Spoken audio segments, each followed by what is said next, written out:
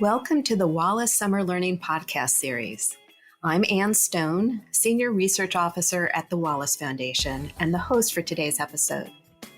In this series, we'll delve into an important area of our learning and enrichment portfolio at Wallace, summer learning. Over the next few episodes, we'll talk with field experts, researchers, and practitioners who are involved in summer learning and enrichment on the national, state, and local levels. We'll hear how they are planning for these important programs, what it takes to make them effective and engaging for young people, and what is being studied and learned along the way. In 2011, the Wallace Foundation launched the National Summer Learning Project to better understand the implementation and the effectiveness of high-quality voluntary summer learning programs. A 6-year study of that project was conducted by the RAND Corporation and is the largest and longest study of summer programming to date.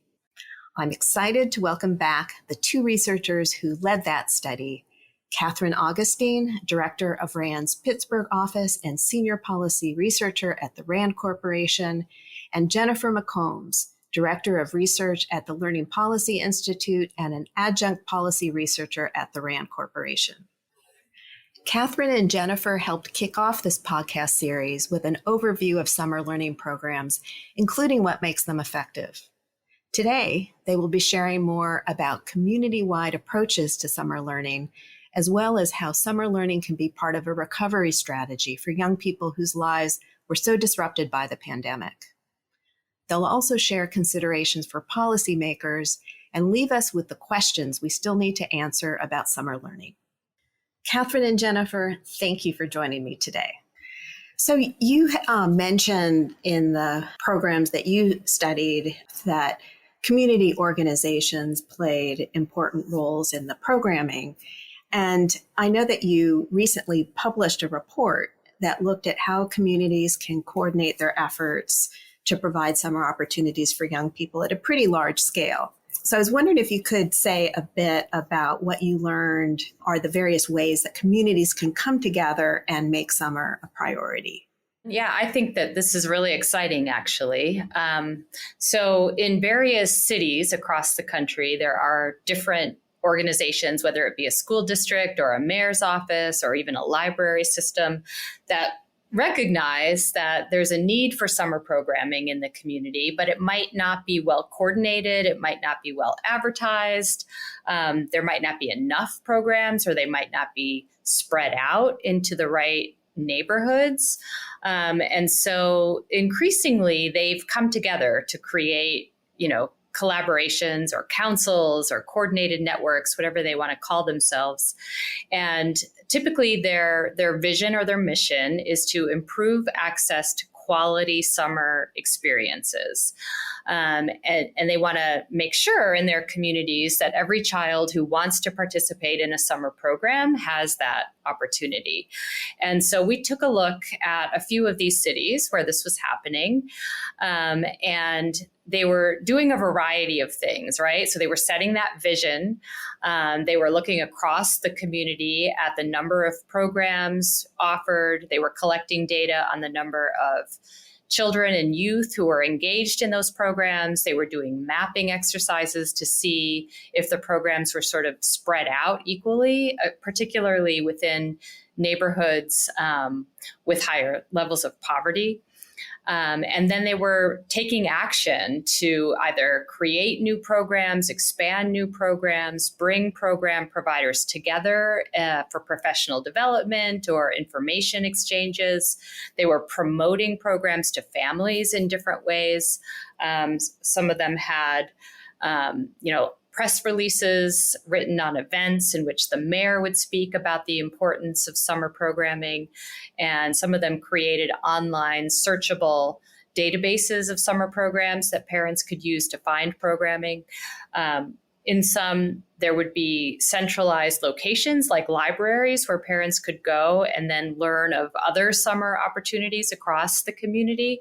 So these organizations in those communities were really active in working together to try to promote summer programming and quality summer programming. And I think it's a great step because individual summer providers are doing great work. And there's just, as Jen said, we saw such strong demand for these programs that we studied. It's clear that there aren't enough of these summer programs. And sometimes parents don't know about them, and sometimes they just simply don't exist. So these efforts to have more coordinated opportunities across a given region, I think are really hopeful. So fast forward to our current context with the pandemic. We've known for a long time about the value of summer learning, but COVID has really focused attention on using the summer months as part of a recovery strategy for young people whose lives were so disrupted by the pandemic. So what is important to keep in mind at this particular time, Catherine? Yeah, so we've known for some time now that summer can be a vulnerable time for young people. And the pandemic has certainly exacerbated those vulnerabilities. But as schools got back into session, kids did start to recover. They're now catching up a little bit as to where they were or should have been without a pandemic. But the disparities that we saw pre-pandemic are worse now. Some McKinsey data from December showed that students, if they are in a majority Black school, are a year behind on average students who are not in such a school. And that is not acceptable. I mean, that is a shame and has to be addressed. And summer provides an opportunity to work on that. And so there are a number of things that school districts and others can keep in mind as they're developing programs. One is there are a lot of resources to guide them in design and implementation. There's a lot of resources on the Wallace Foundation website, through the National Summer Learning Association, even on RAND's own website. There are a lot of reports, and there's even a toolkit that people can access to get templates and guidance on various steps of the process in planning for an academic summer program. And in so doing, we would also encourage school districts to think about the longer term, to try to plan. But we also know that kids are more likely to benefit from summer programs if they engage in consecutive summers. So planning for that now, if a school district is just starting to get into the business of summer programming, planning for that to happen every summer will benefit their kids now as they're getting caught up, but also in the future. So let's talk more about that funding. So there are new resources available now that are actually dedicated to summer through the American Rescue Plan and other stimulus funding. And many states and districts are looking to build out more robust summer learning programs and may be wondering sort of where to start, what to focus on. And I happen to know that you yourselves are hearing from some of these communities directly. So Jen, what are some of the things that they want to know, and what are you recommending that they think about? And we see this huge uptick in district interest in summer programming for all the reasons that Catherine mentioned. And I think that recently read that over 50% of the plans for district spending of their ESSER funds include some sort of summer component. So it's become sort of like this uptick in interest in this area. But what's really interesting about it is that it is where the interest lies is in creating these voluntary summer learning programs that are most often sort of like merging, sort of like having academic content and enrichment activities as well. So having this type of model, which has been proven to be effective in promoting positive outcomes and also helping to close the opportunity gap. So, kids lost during COVID, right? So they lost in terms of academic learning opportunities, but they also lost in terms of other opportunities, in terms of social opportunities, extracurricular opportunities, et cetera. And these types of programs, districts are looking towards them to meet both of those needs and to fill both of those losses. And so there's a lot of interest right now. People are planning. And I would say that there are a lot of questions as well. And one of the questions that comes up quite frequently is around the idea of attracting and retaining teachers. There's a lot of concern about teacher burnout due to the pandemic. And how is it that you can get teachers to come and work in programs after the summer? And one of the things that sort of I recommend is to highlight the things that we found that teachers really appreciated about the programs. One of which is sort of the ability to help students. These programs can matter, and being able to communicate that to educators is really important and helps attract them. Two, one of the best things you can do is to be able to communicate something about the planning and structure of the program.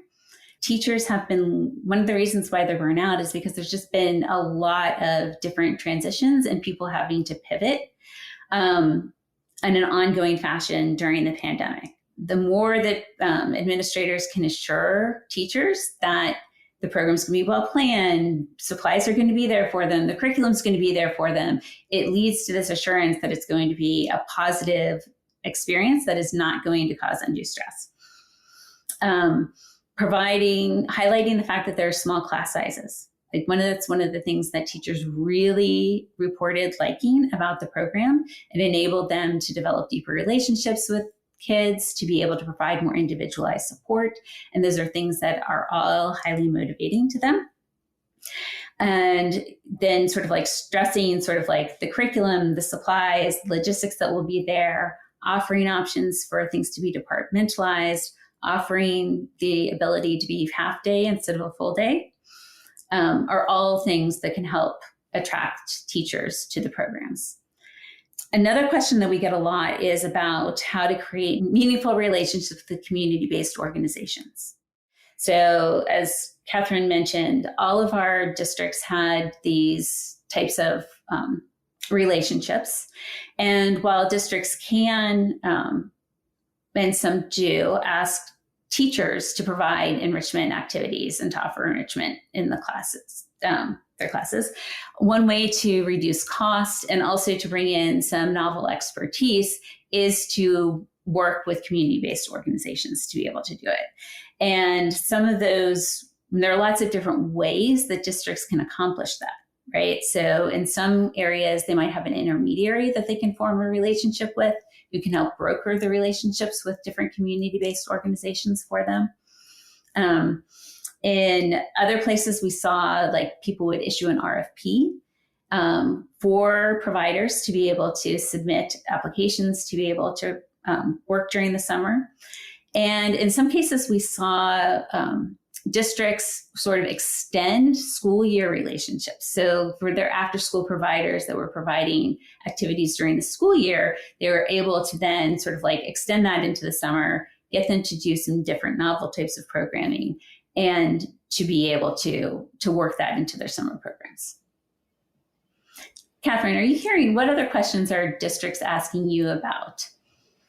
Well, I wanted to elaborate on some of the strategies I've learned that districts are using to attract teachers, because you're right, that is an essential question. You know, how should we even expect a teacher who's been so burned out by the COVID pivoting, as you said, to be engaged and excited about teaching over the summer? So districts are doing exactly what you said, which is perfect, and some other things. One of which is bringing teachers into the design phase of the program so that they can have a voice in, you know, designing a program that offers flexible schedules. So like you said, a teacher could just work a half a day. Other districts are providing either on-site childcare or automatic admission into the program for teachers' children, because that facilitates their being able to be there and have a safe place for their children to be at the same time. Some are giving them extra bonuses, which never hurts. Exactly. And there's also been, and you mentioned this early on, Jen, there's been more attention toward teacher self-care. I mean, that's happening during the school year as well. It's necessary in response to this massive burnout, and it's happening in the summer too. So what does that mean exactly? Well, that might mean giving teachers appreciation lunches once a week or bringing in breakfasts in the morning. It might also mean that they're given some time and space within the summer schedule. So they're paid for their planning time, in addition to what they're paid for teaching in the summer program. It might also mean that they're, given some autonomy to set a professional development goal for the summer. They might want to master an aspect of the curriculum or develop a particular relationship with students in a way they hadn't in the past, and they might then be given the support to reach those professional development goals, whether that's through a mentor or a coach or particular resources or online modules that they could be watching for professional development purposes. So those are some other ways that districts are trying to make sure that teachers are taken care of during the summer, that it's a positive experience for them, that they're growing over the summer, and that they're also, taking care of their own mental health and social and emotional health as well. Have you heard anything from districts or states who are thinking, it's great, we've got all this funding through these new federal sources, but what happens when it ends? How are we going to sustain summer programming that we might beef up during this time period? Are you hearing that at all? And if so, what would you say to them? What are the ways they could think about accessing sort of more sort of ongoing funding streams in order to support summer programming for the long term? I am hearing that. And some of the districts who are concerned about that are, one of the strategies that they're using is, as Jen said earlier, if a district partners with a community organization, in some cases, those community organizations have their own sources of funding. They might have federal government funding, like through 21st Century or some other source, but they might also have foundation funding, or they might be charging a fee to parents and could use some of that funding to offset their partnering with the school district. So some of the districts that have this money now are investing in more and more partnerships. So if they're developing a partnership with a community organization, there's an understanding that there's money for that now, like the work of setting up the infrastructure of the partnership. But in the longer term, as the federal funding for the school district goes away, that partnership can still be in place, and that partner might then be able to bring their own funding into serving the kids in the summer program. Jen, have you been hearing of other strategies? Well, I think that it's worth a reminder that this is not the first stimulus funding that districts have received ever. So what was it?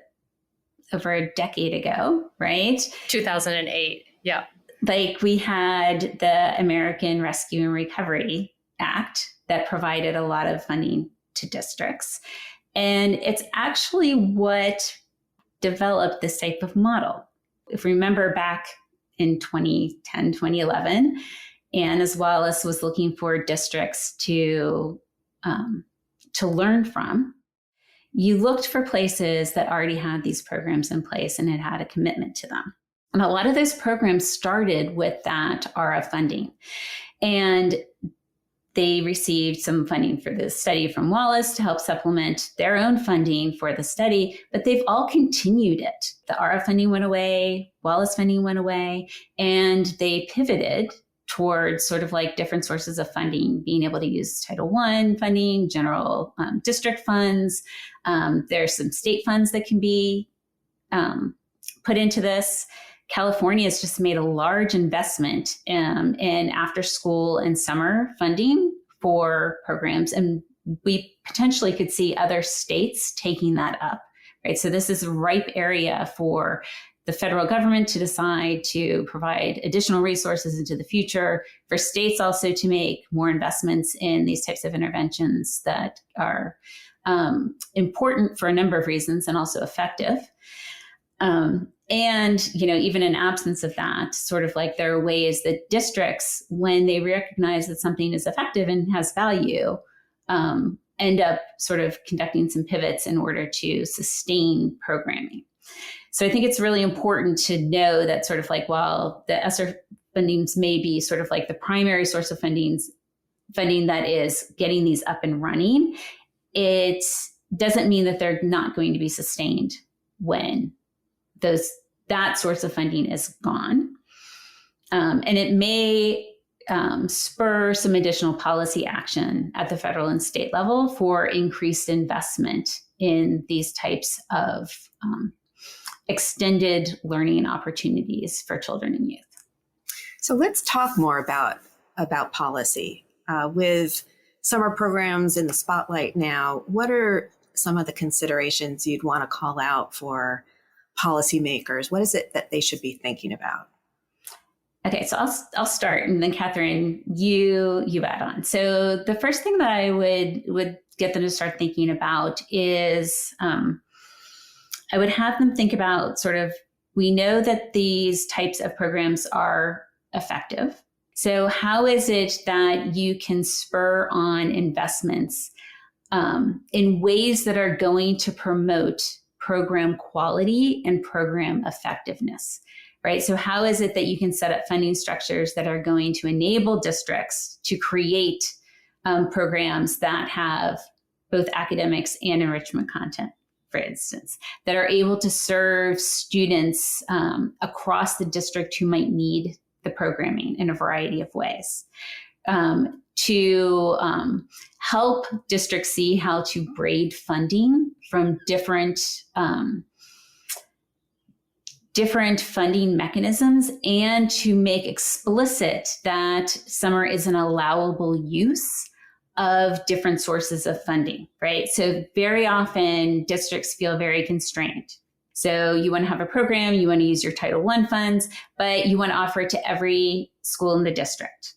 And so not just only your title schools receiving school-wide Title I funding, right? How do you do that? How do you braid those funds together and know that you can do that legally? You might want to use some of your your Title II money in order to help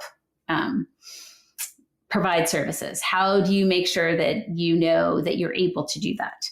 And by the federal and state policymakers making it explicit what is an allowable use for summer programs can really help that. Yeah, and I'll add that, as Jen said, some states are taking the lead on this. We've been doing some work in Texas, and for summer program funding there for this particular program they have in Texas, the summer programs offered by school districts need to be at least 5 weeks long, need to offer at least 3 hours of academics a day, need to have certified academic teachers teaching those academic subjects. So there are places like California and Texas that have figured out this is important. We're going to put our own state funding toward this, and we're going to, through our policy, have requirements attached to that funding. That's happening in Massachusetts as well. So Jen's right that the funding might shift from the federal government to the state government in some cases where states have money available to them. And as that happens, we're seeing that funding is attached to what we know are aspects of quality. So both of you have been doing research on summer learning for a long time now, and there's always more to learn. So in your view, what are some of the next big questions for research on summer learning, or put another way, are there important gaps about what we know or don't know about summer learning that research could fill? I'd like to take this question as what do practitioners need? And then I'll let Jen talk more about what the field could learn.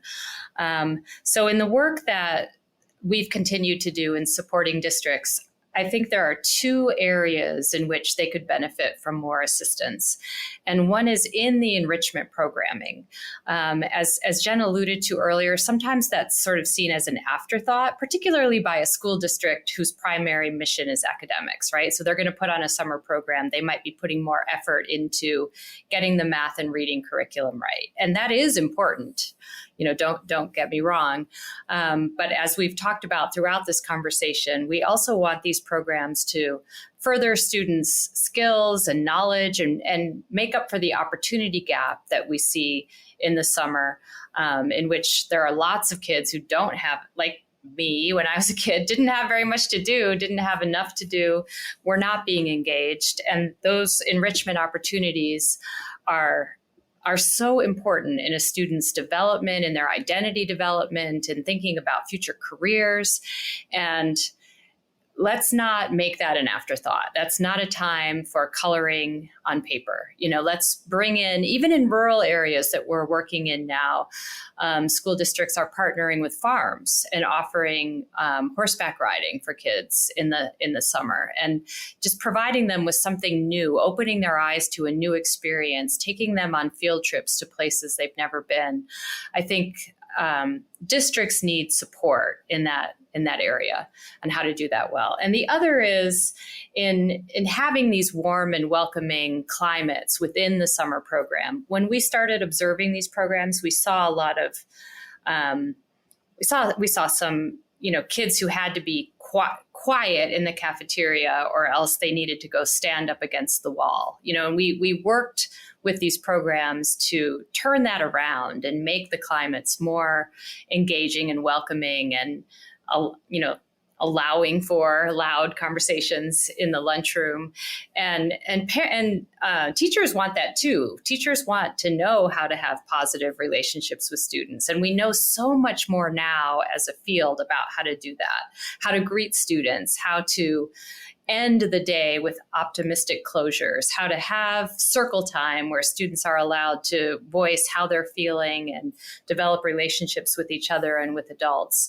And so I think with school districts in particular, those are two areas of need, the enrichment experiences and having that warm and welcoming climate, because both of those things will get the kids to want to attend every day, and they need to be there in order to benefit from the math, reading, science, et cetera, instruction. Yeah, I completely agree with everything Catherine said. And it also points me to sort of like where we have less evidence of how to do those things, particularly around sort of like the engagement and the enrichment. And one is in rural communities, sort of like where transportation can be a barrier in particular, sort of like what that looks like in practice and how people get around that. I think sort of like having greater evidence and documentation around that would be particularly helpful. Another is in programming for older students, so middle school students. So as I alluded to, sort of it's a lot easier to incentivize and engage a fourth grader than it is an eighth grader. there's a higher bar. And so how is it that you can create sort of like the type of opportunities that kids want to? How is it that you can involve more choice into summer programming, which is developmentally appropriate? How is it that you can make sure that you are having both academic and enrichment experiences that are linked to the developmental stage of different students? Can we think about, at the high school level, combining city level youth employment programs with a credit recovery program? What would that look like? I think that there's also a space for innovation that could be opened up as well. Yeah, and speaking of programs for older kids, as I think both Jen and I said earlier, the the youth employment programs that are in place in many cities, including New York City and Chicago, have some really interesting outcomes associated with them. So improved retention in school, and also less involvement in crime, either as a victim or as a perpetrator. And that's not necessarily the focus of those programs, but those programs, by virtue of the way they're designed, involve a lot of mentoring, right? These students are put into a job for the summer working with adults. And so there's some interest in sort of unpacking what happens, like what makes for a good mentoring experience. Why do we see these positive outcomes? Is it simply the modeling, or is it the interaction? Is it something that they say directly or do? And that could help with other mentoring programs that aren't necessarily associated with job programs. So trying to figure out, as Jen said, what attracts students, what motivates them to attend, what keeps them there, and also get into sort of that black box. We know a lot about upper elementary students at this point. We know less about middle and high school kids. How are positive outcomes promoted in those programs? So anything else that you would like to share? You've talked about a lot of different aspects of summer time experiences, summer programming, policy, funding, research. Anything else that you want to share with us that you think is important to think about? Well, don't forget that parents want these programs. So we've talked about parent demand and how to have programs that are free and have transportation and have meals. And so it's important that parents be aware of opportunities, of that they have information about what these programs will provide, and that they are, that they feel confident that their children will have a good time, it will be taken care of, will be safe. So keeping the lines of communication going between teachers and parents, particularly now or as school years come to an end, so that parents are aware of these opportunities, and parents often trust their children's teachers or school principals to make recommendations. So parents are an important part of the equation, as are the school employees who interact with them. I think that's a fitting note to end on. I so appreciate you joining me in this rich conversation, Jennifer and Catherine, and helping us to kick off our Summer Learning Podcast series. And thank you to our listeners for joining us as well. If you want to learn more about research on summer learning, you can go to Wallace's website and find reports on a variety of topics, a summer planning toolkit, and other resources at wallacefoundation.org.